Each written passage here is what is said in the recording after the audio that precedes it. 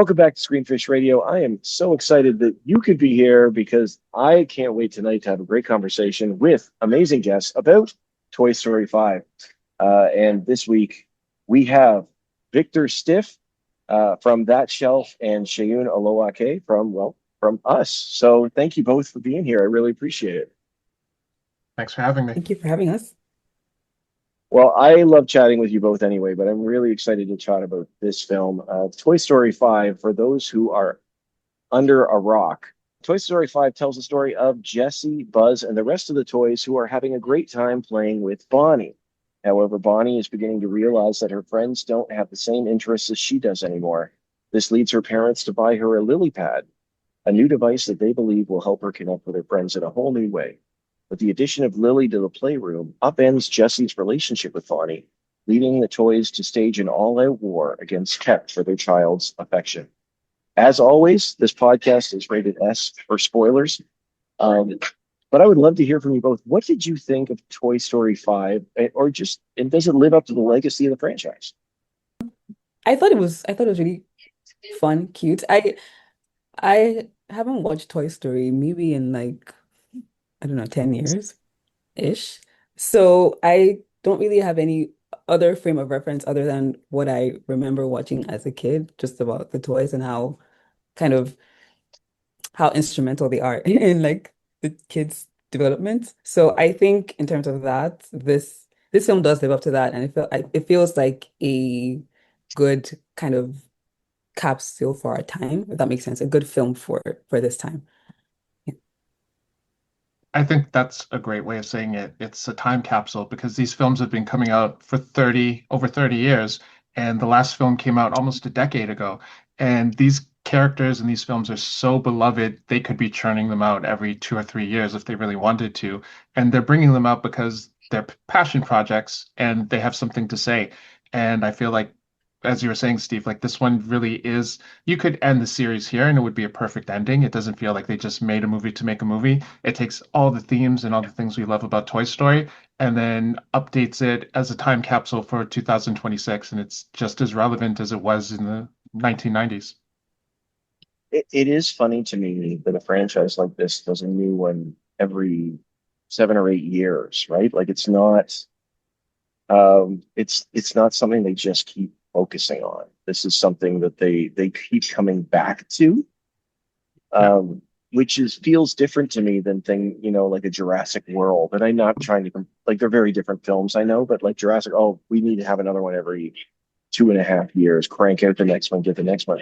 This one, it does feel like they come out whenever they have a legitimate idea, um, which is so unique. Um, for this one, do you think like what do you think about the idea of the toys story? Like Victor, you made a point about them not just trying to wrap it up. Like, does this franchise need to end, or will it do you think it will naturally? I think you can just keep releasing trilogies, right? It was kind of a soft reboot when they transferred from the original kid to Bonnie, right? And now Bonnie has her own arc. So it's the story of the toys that we've come to know and love, but it's also the arc of the child. So there's still room for Bonnie to keep growing. So as long as she's still developing and, trying to make her way through the world, there's a place for these toys to kind of, uh, adapt to her circumstances and tell the story about what it means to be a child in that day and age. Yeah, it's funny because we think of these things as having natural end. Now I know franchises, the idea of a franchise has changed the idea of sequels in some way. We used to just think a trilogy and we're done. But I mean, I don't know. I feel like this franchise could go on forever if they keep showing it the proper amount of love. Like you said, passing it from kid to kid. Um, I mean, these stories are also about the passage of time, right? From yeah, the very first movie, that conflict between Buzz and Woody is the old and the new. And even when the film came out, it was like, this is the new thing.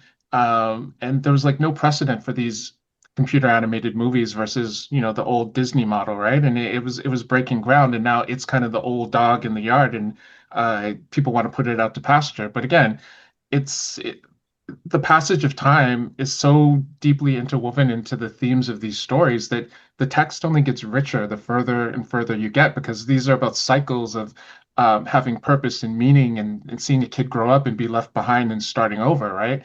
And honestly, like these films are always more for the parents than the kids, right? It has stuff for the kids, but these were really written to like speak to the hearts of the parents. And, people who were kids when these films came out are parents now, and they're seeing those cycles represented in their lives. So just the longer this franchise goes on, it actually takes on more emotional resonance.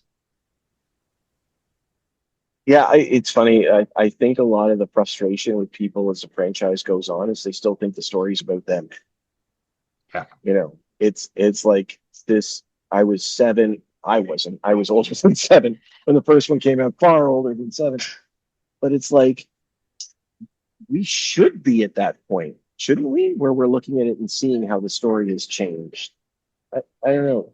Shay, what did you think of the film in that regard? Especially too, like this is through Bonnie's eyes, through Jesse's eyes. Now it's really through the eyes of the women in this film. I don't think personally necessarily. I feel like in terms of the passage of time and like with that theme, I always have, I guess, maybe a fear or a worry when there's a franchise that's gone on for a long time that like the story will just be recycled. Like, are we gonna get something new? And I think in a weird way, like at the heart of the story, it's the same almost. It's just different elements, which is how all our lives are, I guess. Like we go through the same things, just in different forms.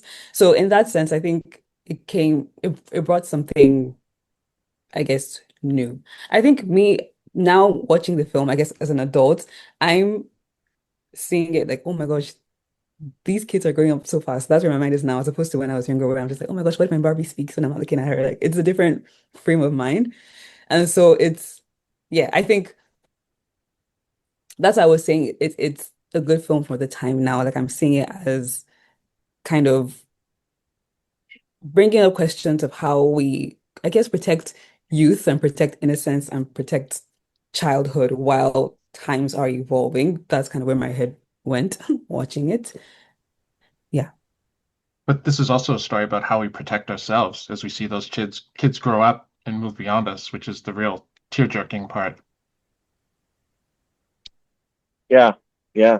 It's interesting. Like I remember seeing the first one in theaters, and I very clearly had the thought that the world has changed after seeing it, because certainly with the CGI, never seen anything like it, et cetera, et cetera. But I had a similar feeling for different reasons on this one. And it was just that this isn't my Toy Story anymore. And I don't mean that in a this isn't my Toy Story. I mean, it's my kid's Toy Story. It really is. Like I was watching it, like you said, like from the parents' perspective. And the things that Bonnie's going through with Lily Pad, that could be my kid, my 11-year-old. And it was a different experience I had. Also, it's a little awkward that I share a lot more physical similarities to Woody now than I care to admit. Uh, We all do.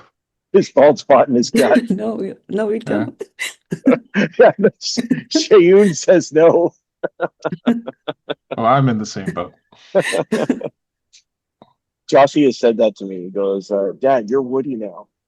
I was like, wait, what? He goes, yeah, that bald spot. He's just like you. Yeah, and that's when you say you're on timeout, buddy. That's right. No screen time. No screen Yeah. time for you. I, I liked in this film how though they show the parents dealing with screens too. Did you pick up on that? It was really interesting to me. They're just sort of there and it's just life for them, but they want to keep the screen time, which lasts about 5 seconds. We'll monitor your screen time, but they don't. It's affecting them in the same way. But it's also because they're addicted to screens too, right? And Yeah. it's more time. And like so much of this film, like one of the main themes is that we're losing our ability to play and imagine. And that's because it's being occupied by screen time. And there were so many shots where you could see the toys looking at the other houses, and all the houses, it was like a zombie apocalypse movie where people were just being taken over by the screens. And it's like, how many things are never going to come to fruition because people didn't have the headspace to dream, because they're having dance videos and group chats constantly blasting into their brain. There's no space to just sit and have ideas and think Mm. and be creative. So yeah, this film, so much of it is just about the distance that's growing between people. Even you can share the same room with someone and never feel more alone. And that's just one of those brilliant things that this film tackles. It doesn't really have a solution for it, but the way, people bounce off it, the way it comments on that is just really pulls at your heartstrings. Is tech a villain in this film? I don't think so. I think it presents, like, I guess, the pros and cons, or like it depends on how you use it. It's a tool. So I think it starts off with kind of showing maybe the more negative aspects of tech, because we're looking from the toys perspective, like, oh, she can't make her friends aren't real, they're online and they don't really know her because it's just like they're swiping. But I think as the film goes on, it does say something about how each like generation of tech has a function in its time period. So I guess the old, but like they're newer than the toys, the older newer toys that they find did have a function for it was Blaze. Yes. And so it kind of shows like this evolution, that I guess if we are able to find what this thing is for and how it can aid us, then it will be in its proper place. Yeah, I don't know if I would straight out call it a villain, but it's a toxin, right? Might be fun in small doses, but it overwhelms you and destabilizes you. It makes you a worse version of yourself. Uh, I have one question. Why is Smarty Pants able to upload to the cloud?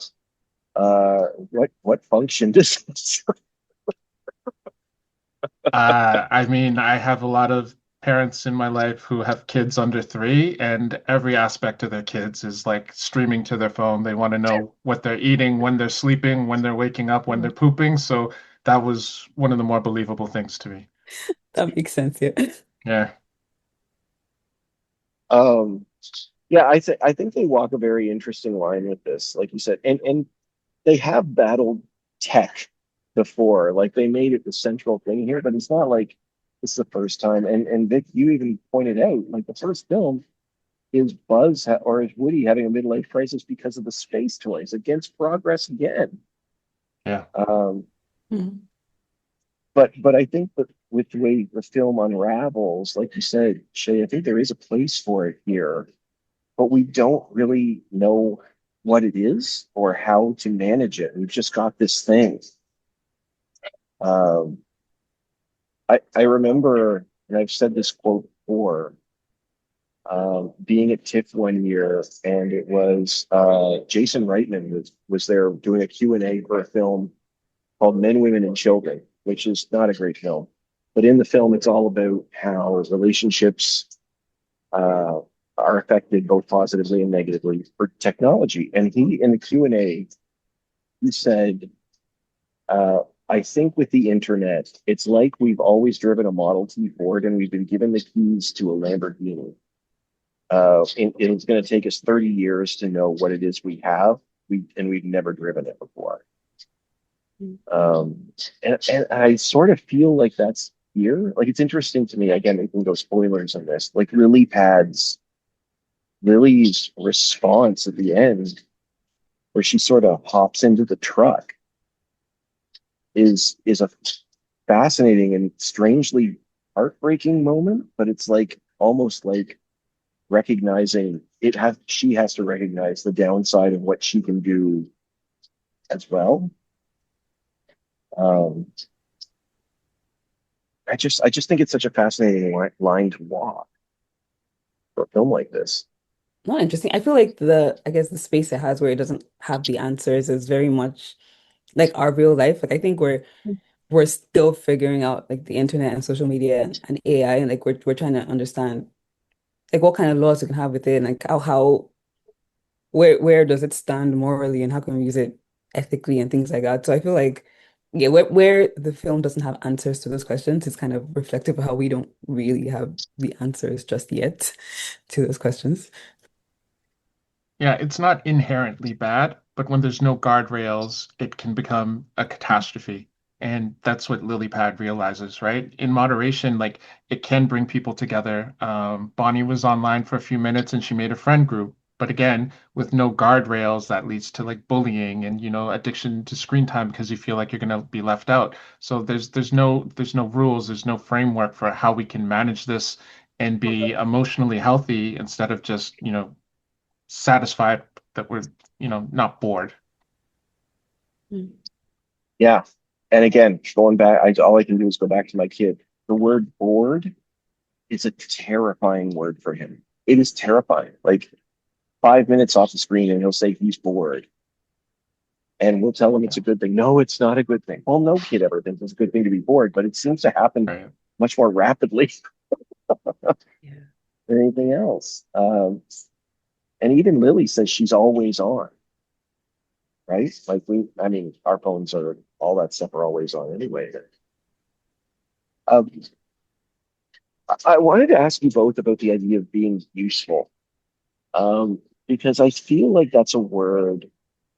I think it's Jesse accuses Tech of being useless, but I think it really sort of ties into what her feelings are in a film like this too. Um, do you have any thoughts on that, or what it means for a character like Jesse to be useful? In the context of these films, it's the toys live to bring joy to their children, and that's all they want to do.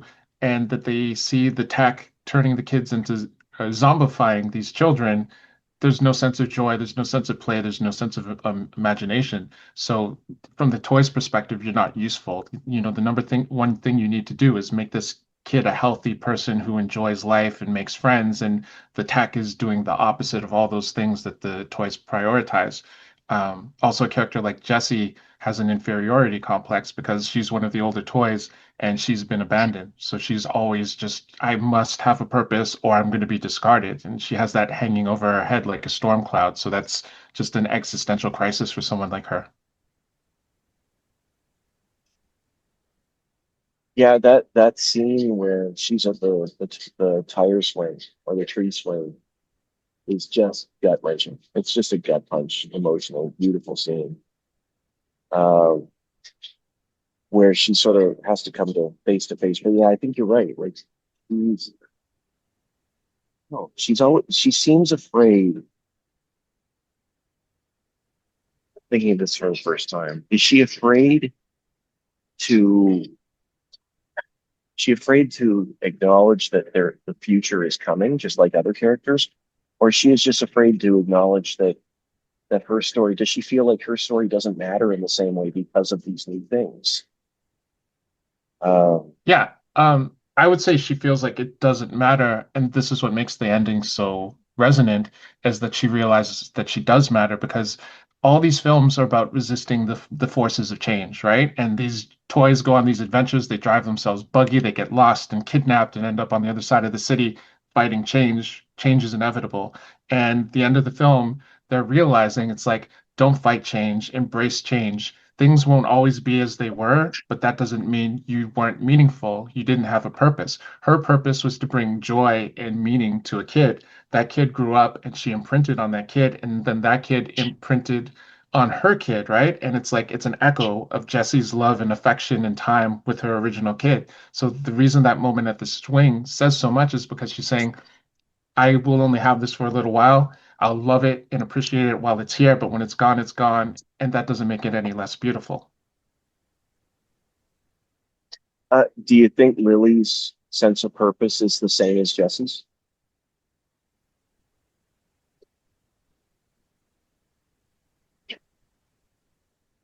Like I'm just thinking about it now. Her relationship to Lily is very different than it is to Jesse, or maybe it isn't. Yeah, I mean, you see this with Buzz in the earlier movies, or even in the new movie with the new Buzzes. they're brainwashed when they arrive. They're programmed to do whatever it says they're supposed to do on the box, right? So Lily Pad's function is to just suck out all of the kids' attention, and she does a good job at that. It's only by being around the other toys she realizes like she's problematic and she's the one causing so much strife in her kid's life, and she learns and adapts, and that's wishful thinking, right? Because she's actually going against her purpose by doing that. I mean, I guess starting with Lily, just in terms of the her sense of purpose, I feel like if these films go on for, I don't know, like 20, 30 years into the future, I think Lily is gonna she's gonna get to a Jesse point. I just think with whatever change happens in the future, it's she has to get to a point where she's like, oh, I'm not the new thing anymore. That's kind of like the thing with all the toys. It's like I'm old now and like whatever is new and trendy is what everyone goes to, and then you feel kind of useless in that regard. So I do think she has a stronger sense of purpose because she's newer in a sense, like because she's the thing that everybody wants.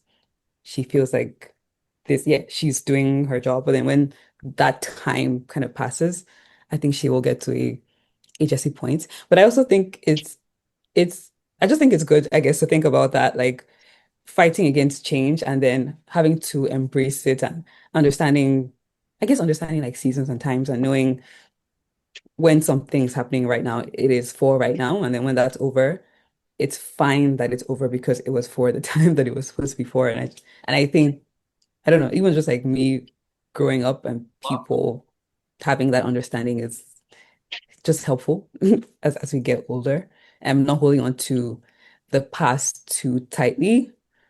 Um, yeah. I think Lily's going to hit it even faster because Lily 2.0 is coming out in 6 months, and Yep. With a Lily's subscription. with a subscription. Um, 3-month Netflix trial. yeah, it's funny. I hadn't really thought of it until this conversation. This idea of, I mean, certainly the idea of passing down the story because I think that's what's happening here. But this idea that Lily will expire faster than Jesse, just in terms of that sense of utility.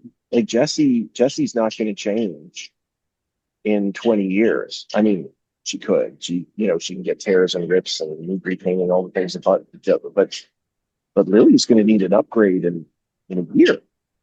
Uh, it's there's something a little more timeless with the toys in that way. Um, it's funny, you guys are talking about passage of time, and all I think of, is there's a season, like that old song, is it Turn, Turn, Turn, the Birds from the 60s? A time to laugh, a time to die. Yeah. Because that's sort of what's happening here. I feel like it's more prominent in this one than other ones, but it could just be recency bias. Because I feel like Woody and Buzz, when they get together, they find a way to coexist, but neither of them has to change. I mean, fit meant emotionally and all that stuff, but I mean physically, like you don't need a Buzz Lightyear upgrade. But Lily's going to be in the trash, and by the time that Bonnie's in elementary or grade school, not grade school, Yeah, high school. she's designed for toddlers. She's going to be the new Mr. Poopy Pants. Yeah. Who is incredible, by the way. Give him a spin-off. I have often said to my kids, like, listen, poop humor is fine. It has its place. I I I I don't know how Conan O'Brien made Smarty Pants poop humor sound almost intelligent. Almost like I was like, give me more poop humor in this one. I didn't expect to enjoy it as much as I did. You're number two. That's what's good. With all respect to I have a CM question. Punk, he's the best in the business. It's true. Shay, you I were have a gonna say question something? for, Yeah. yeah, so the people who have kids, I don't know, or kids in your lives.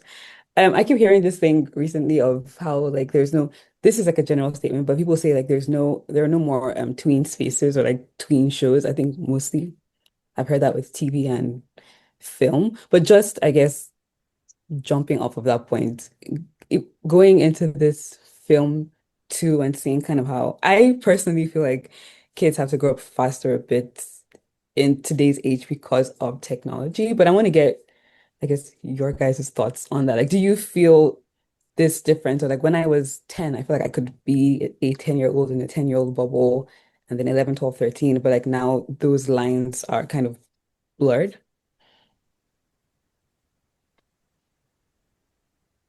I mean, I don't think it's wrong. Um, like it is interesting, and the way that it happens in this film is exactly how it happens. My friends are on this. And if I don't have, and I mean, there was even growing up when I was a kid, it'd be like, well, if I don't have this toy, I'm on Yeah. the out. But this takes it to another level. Like when Woody says that toys are for playing, tech is for everything. He's 100% right. I can't remember if that's in the film or just in the trailer, but it's a correct statement. I remember 2 years ago on Boxing Day, they had a deal and I bought the MetaQuest VR. Um, and the reason I bought it, that Alicia and I talked about it, the reason I bought it is for the exact reason that Bonnie has it. Now, we had restrictions on what games he could play, how long. That one we actually was a lot easier to restrict him than the iPad. The iPad, I think he's absorbed it into his body at this point. But the MetaQuest has been easier to sort of control. But we did it for that reason because his friends were here and he felt like he was missing out because they were, especially Jossie was really a COVID kid. He hit that age that, how old is Bonnie in this movie? Is she like 7 or 8? I think she's 8. She's 8. So Jossie was 5 when COVID hit. So everything went on to the iPad. His friends went on the Yeah. iPad. His school went on the iPad. All that stuff. Anders never had that. I feel like that accelerated everything. Again, still need restrictions and all that stuff, but I don't know. Like, Also, sorry, go ahead. no, please. I was going to pass it to you anyway. See what you think. When Steve and I were kids, these corporations were insidious. You take something like He-Man, and they would develop the toy first, then they would make the cartoon show to sell us the toy, right? So that's how they would brainwash us and get us into their ecosystem. With tech, this device is studying the way you live your life. It knows every second you're awake. It knows when you go to the bathroom. It knows when you're sleeping. And it's so insidious in the way that it's like the predator in the shadows, invisible, just watching you with heat vision.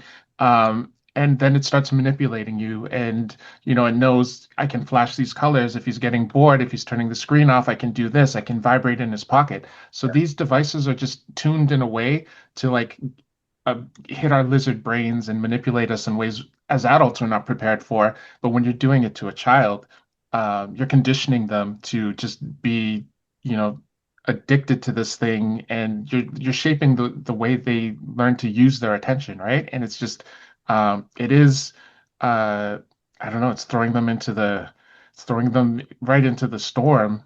At 5 years old, we didn't have to deal with things like that until our brains were a bit more developed, right? And again, thing I keep saying is guardrails. There's no guardrails for it, and there's no laws saying you can't manipulate kids in this way. So yeah, it's definitely forcing them to grow up faster because they're just inundated with so many experiences. They can encounter more experiences in an afternoon than we would have had in a month as, 6-year-olds. I have an example of this, and again, I think my kids are really, really good at checking with me on stuff. Like we've drilled that in them. You want a new game? Check with us first. My Anders is now 16. Wait, 16. So there's a lot more freedom. I'm not concerned about stuff and all that. And Jossie is only 11. So last week, 2 weeks ago, there was a movie in theaters he wanted to see, and I didn't even know he'd seen it, and that was The Amazing Digital Circus, um, which, I'd seen the shirts in Hot Topic and all this stuff. I knew a little bit about it, but there are so many ways to access it. It's on YouTube, it's on net now, it's on Netflix, it's all this stuff. It shows up on the shorts, reels and all this stuff. So he knew what it was, and actually he had seen the whole series. This is one of those rare times, or at least I think it's rare, that he'd watched a whole series without checking with me first, because all his friends were watching.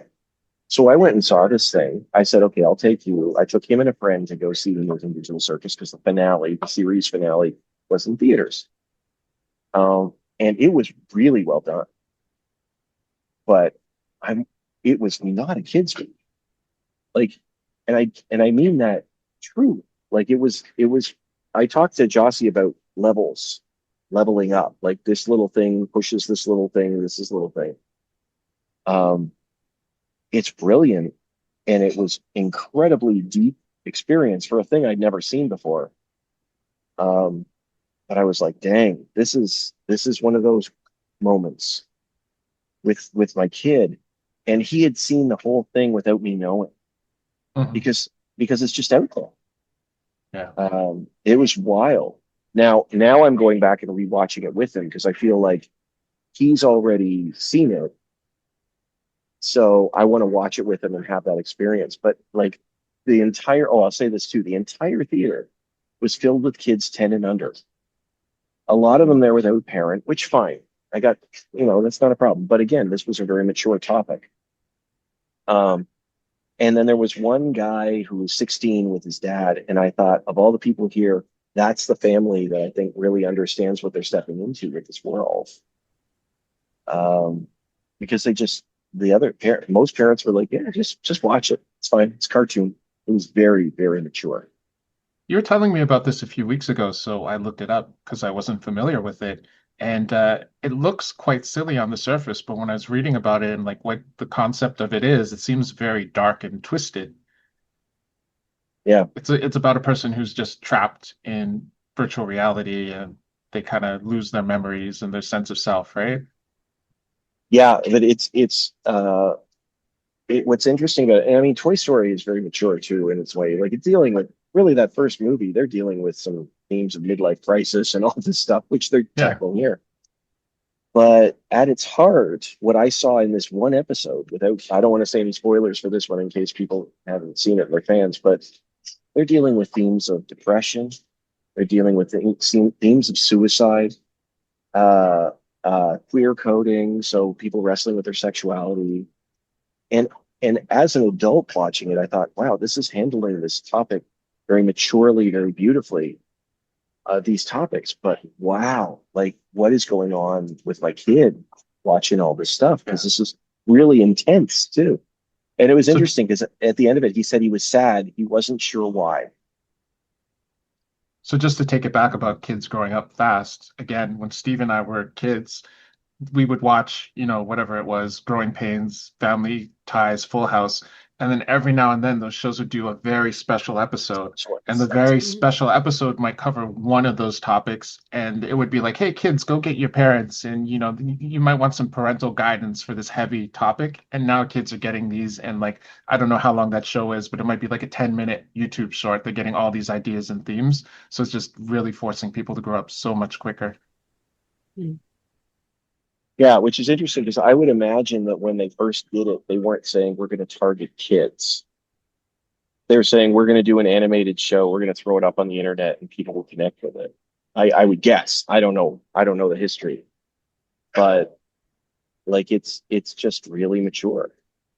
Uh, so I think there's something to be said there about it growing up. I like the most traumatic animated film I saw growing up was Transformers the movie, and that's because they killed Optimus Prime in the first half hour. Killed a lot of people in that first half hour. They did. Yeah. And the reason they did it, Vic, was because Sell they were toys. told to sell toys. That's exactly it. Yeah. They said we want to sell new toys, kill off the old ones. Can you imagine Pixar doing that with this franchise? We need something new. Kill off Buzz, Woody, and all the rest. I mean, they're doing it. They're just not killing them off. That's why there's like 100 characters in this movie, and a lot of them don't even get to speak, right? It's like they introduce the new ones for you to buy and put on your kids' pajamas, but then they just don't get rid of them. Mhm. It's It's a true. small evolution. Yeah. Well, I mean, yeah, there's got to be a sense of that. I understand. Um, but it's not like, well, no, they've done that before. Have they killed off characters in this franchise? No, I don't because know. It like came pretty there was close in part Wheezy. three. Yeah, they well, they came close. Yeah. Uh, Shay, have you? I feel the need to ask: have you seen all five, or has it just been a while? Have you seen three and I've four? And seen one, two, three, and five. I don't think I saw let's four. see if you saw four. I don't know if I saw three, honestly. I know when Andy gave his toys away. I think I watched that That's one. three. Okay. Yeah. And then I saw five. Um, Go back and watch four. I don't know, Victor. Like four is often gets a mixed reaction. Victor, do you have any thoughts on four? Because I mean, it gets a lot I of love negative four. stuff. I think, Yeah, yeah, I thought it was a great addition to the series. I thought you could have ended the series on a brilliant note with four. I said that again for five, but it covers again a lot of the same themes of just moving on. That was the first one where they transitioned to Bonnie, and it was just about the kids or the toys learning a new way of life and adapting, right? And finding a new purpose after your old life is over. And I thought that was also just a thing of beauty. Mhm. yeah. I think I read that Andrew Stanton wants to give Bonnie like make it a trilogy with Bonnie. We've had a trilogy with Andy, a trilogy with Bonnie. Um, I think that would make sense. But I really, man, I always come up with the Toy Stories franchise. I always was sort of like, oh, I love the last one. Do it. I hope they don't screw it up. This is the first time I've come out of it and said, you know what? If they go through Toy Story 9, I don't, if they continue to evolve, I think that's good. I think this may be the first franchise I've seen that has been effectively passing the torch like seamlessly. I can't think of any other one that does it this well. Even Fast and the Furious, it has to be about Vin Diesel all nine movies, Right. with the exception Yeah, of number three. But even that, he's in. they should let the toys go to space. That's what we're But shooting for. ironically, it would fit. Yes, it would work so well. But Buzz and Bonnie, they got it going. They why can't they honeymoon in space? Let's see it. Let's go. I guess that's what Lightyear was actually. Yeah, Shay, did you see Lightyear? No. Okay.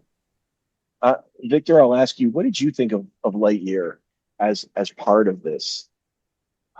I did not have to write about it, and I immediately forgot about it. Honestly, That's fair. I have no recollection of it. I couldn't tell you if it came out last week or 5 years ago. Would you say Lightyear is like part of the, I guess, the Toy Story? I mean, it is in the universe, but I mean, canonically in this It's timeline, I don't know. supposed to These be. stories. It's Okay. supposed to be. The opening scrawl of Lightyear says when Andy was a child, he wanted a Buzz Lightyear toy because he saw a movie.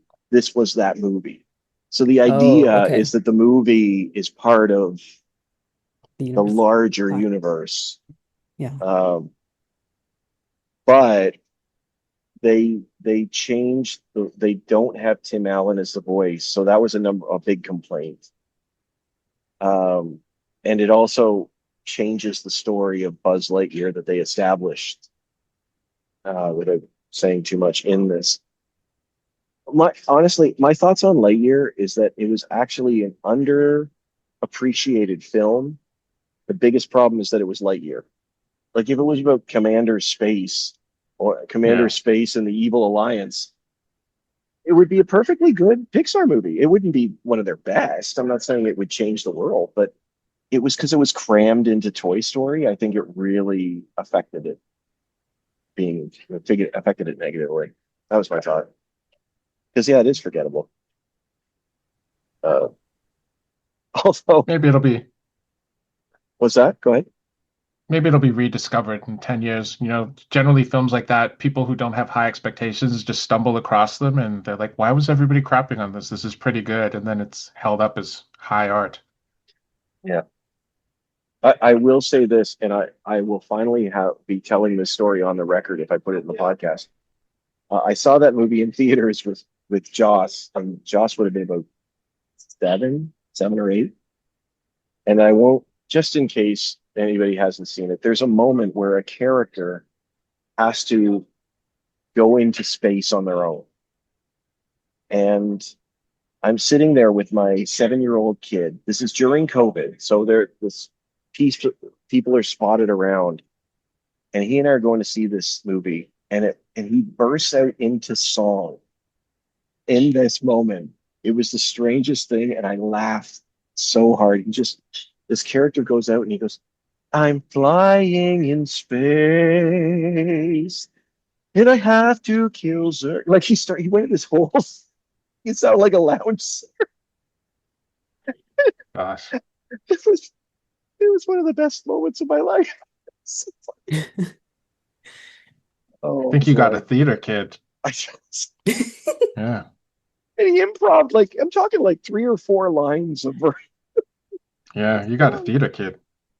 I was just gonna say, sorry. I feel like you brought up before, Victor, about the idea of play and just how important that is in this film as well. And I like what they did visually with it, where like every time the kids are playing, they go into like a different animation style, just to emphasize like this is another world where like they've created themselves, and it's so big and it's so vast. And I I think driving that is also important, just again for kids and just for people, even I think adults. Um, Keeping that element, I think, is important for us. So I wanted to highlight that. Also, so much of the conversation I heard about this film before it came out was just, does it need to exist? And I understand we're very cynical about these big corporations releasing IP over and over again. But then when we love something, we kind of drop the pretense and just praise it. So just accept the film on its own terms. It tells a beautiful story. It's made by some of the best in the business. And this film just looks so gorgeous. We take it for granted, but I just kind of sat there with my jaw on the floor at how impressive this animation's gotten. Certain shots are almost photorealistic. The attention to detail, the mastery, the artistic intention that goes into animating every frame is just phenomenal. So just like soak it all up, enjoy it. You're gonna have a great time. I think this is the first one where they changed their style, not just improve it. I mean, the animals here look gorgeous compared to, the dog in number 2. But I think they changed, like, this is the first time where they actually changed the style of these characters. Like those, you talk about play, those play sequences with the brush strokes, Hmm. Mm. gorgeous. Um, yeah, I think it adds and actually that makes a lot of sense too that they did that because it's a new kid. It would be a new voice for playing. I don't know. I Yeah, just think, new visual language. yeah. Mm. And I love that too, Shay. I think the idea of play, like that's really what this film is trying to ask us to save, is the play is more than frivolous. It's like we need to play. I think we lose that, not necessarily because of tech. I think we just can lose that too quickly. Jossie doesn't. Jossie will still play. He's good at play, but not like he used to be. Um, it's a great point. Mm. Well, this has been so much fun. Why don't we screen it or skip it? I think we've already shown our hands here, but Toy Story 5, screen it or skip it. Screen it. Definitely screen it. Yeah, I feel like it is. I feel like this is a no-brainer, and I feel like it's really wonderful. Um, I do appreciate it for all the reasons we've said. It's just a wonderful film. Um, and I think, and if you're in Toronto, there's a theater that actually has painted itself to look like Bonnie's Room. Uh, Where is yeah, that? it's where is it, Victor? Is it Queensway? No, I'm not sure. Yorkdale. Yeah, Yorkdale. that sounds right. Yeah. It's right by me. Mm. Look it up. It's actually pretty cool. The whole theater has giant toys, all of them. Anyway, um, as here I am promoting, not just go see it. Here's where. This is something new we've done here. No. Um, Listen, I love chatting with you both. As always, it's fun. I appreciate the time. How can people find you? Sell your wares.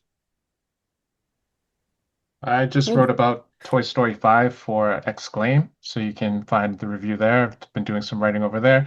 And I got a Supergirl review coming this week for that shelf. And you can find me on Rotten Tomatoes at Victor Stiff and on Instagram and X at Victor J. Stiff. Love it. I guess Awesome. Oh, go I'm on Shay. Screenfish. Sorry. Yeah. I write for Screenfish, but I'm on Instagram at Seun Oluwake 22. It's SeunOlowake 22. And X at Seun Oluwake, my first and last name. I love it. Great. And as always, you can, if you're listening to us, that means you found us. We are available wherever podcasts are available. You can like and subscribe to us on YouTube, where I'm excited. We're about to cross, as of this thing, we're about to cross 10,000 followers or subscribers. So that's good. That's fun. Nice.